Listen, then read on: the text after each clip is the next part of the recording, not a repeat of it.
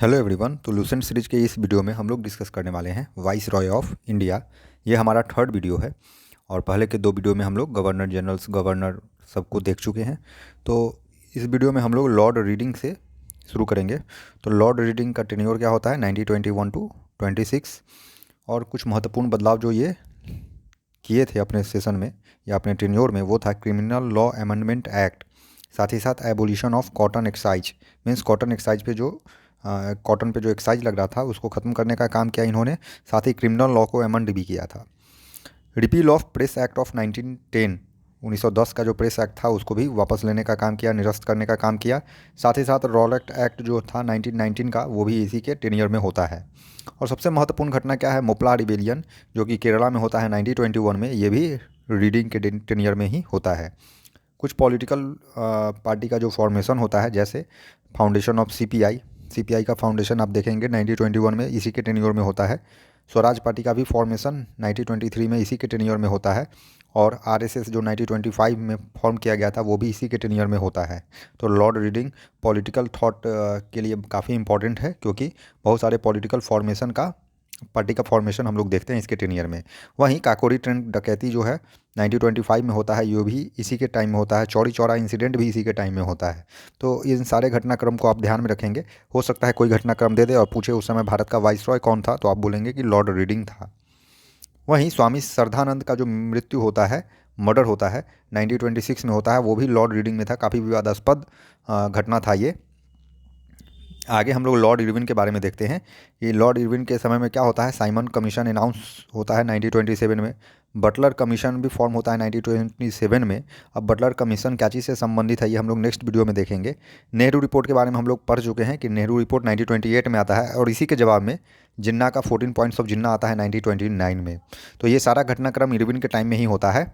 Lahore session जो कांग्रेस का होता है, जिसमें पूर्ण स्वराज डिक्लेयर किया गया था एज अ गोल, यह भी 1929 में हुआ था, और वो इरविन का ही टेनियर था ये। आगे सिविल डिसोबीडियंस मूवमेंट 1930 में जो देखते हैं आप, वो भी इरविन के ही टेनियर में होता है। डांडी मार्च जो निकलता है वो भी इरविन के टाइम में ही होता है।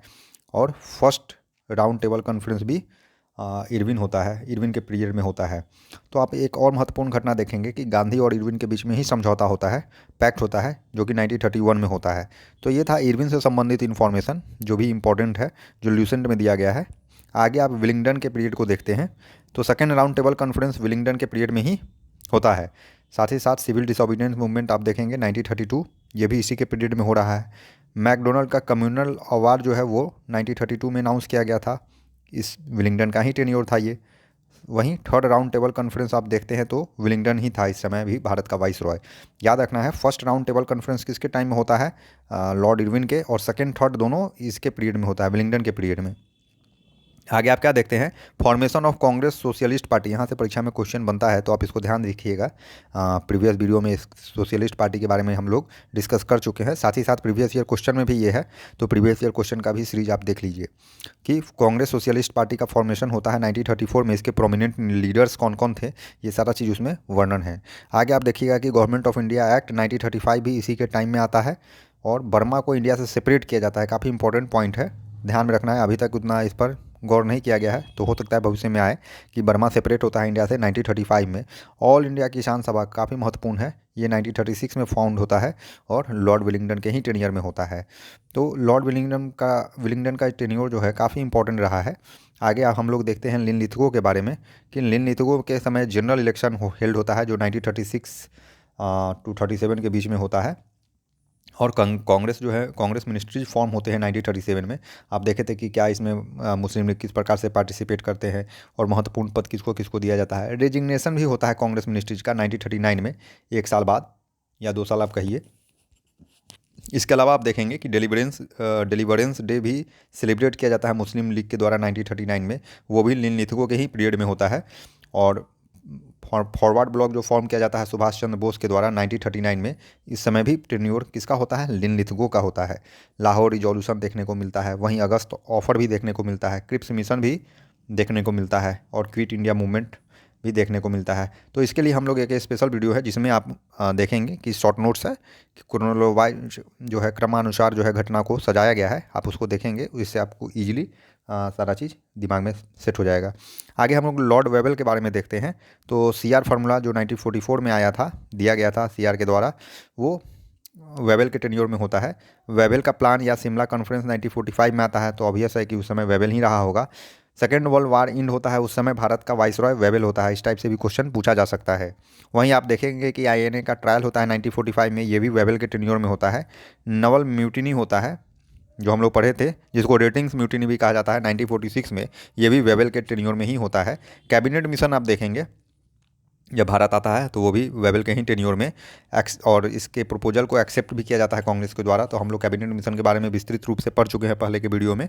साथ ही साथ प्रीवियस ईयर क्वेश्चन में भी आपको कैबिनेट मिशन देखने को मिलेगा, तो आप उसको देख सकते हैं कि कितना इंपॉर्टेंट है कैबिनेट।